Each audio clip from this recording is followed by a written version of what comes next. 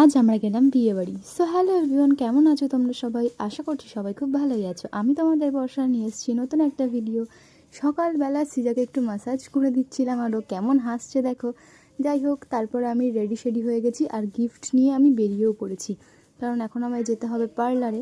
তো তার জন্য আমি পুরো রেডি হয়ে চলে আসলাম পার্লারে। সারাদিন আর কোনো ক্লিপ নিইনি। তারপরে এই যে আমাদের মিষ্টি ব্রাইড, কি সুন্দর লাগছে দেখো দেখতে। কেমন লাগছে সেটা কিন্তু অবশ্যই কমেন্ট করে জানিও। তো আমরা এর বিয়েতেই যাব। তো এই যে ওর একটা ফটো অ্যাড করে দিলাম, কেমন লাগছে অবশ্যই কিন্তু জানিও। তারপরে আমিও একটু টুক করে রেডি হয়ে গেলাম, কেমন লাগছে আমাকে কমেন্ট করো কিন্তু। আমি আবার মাথায় ফুল গুঁজেছি, চলো তোমাদের একটু দেখাই। ওই দেখো আয়নায় কি দেখতে পাচ্ছ আমি ফুল গুঁজেছি। যাই হোক, কেমন লাগছে অবশ্যই কিন্তু জানাবে।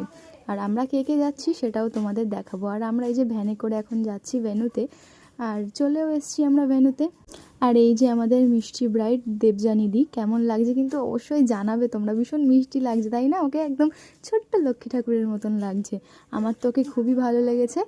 কিছু ফটো তুলে নিলাম আমরা সুন্দর সুন্দর। আর বিয়ের জায়গাটাও খুব সুন্দর লাগছিল কিন্তু, কি বলো তোমরা? একদম সাবেকি।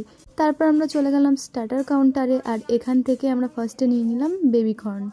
তো সেটাই খেলাম একটু। চলো সবাই মিলে। এই যে এটা হচ্ছে আমার দুই টিচার, হ্যাঁ হ্যাঁ, এদের কাছেই আমি সব কিছু শিখছি।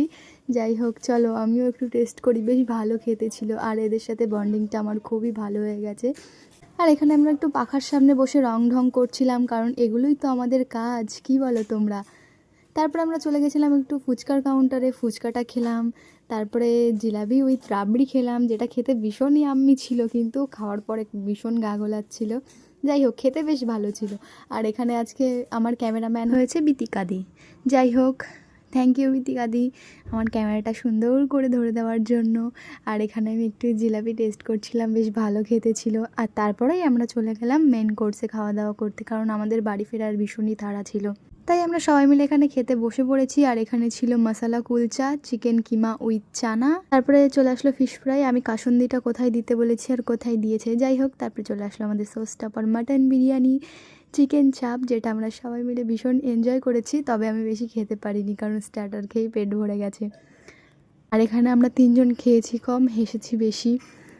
যাই হোক, কী আর করবো, ভীষণ মজা করেছি, বেশ ভালো লেগেছে। ওখানে কাউকে সেরকমভাবে চিনি না তো, তার জন্য খুব একটা লেট করিনি। আমরা তাড়াতাড়ি করে ডিনারটা কমপ্লিট করে বাড়ি চলে এসেছি। যাই হোক, আমরা বেশ মজা করেছি এখানে সবাই মিলে। আর তারপরে আমি আর কিচ্ছু নিইনি, চাটনি পাঁপড় মিষ্টি সন্দেশ কিছুই নিইনি।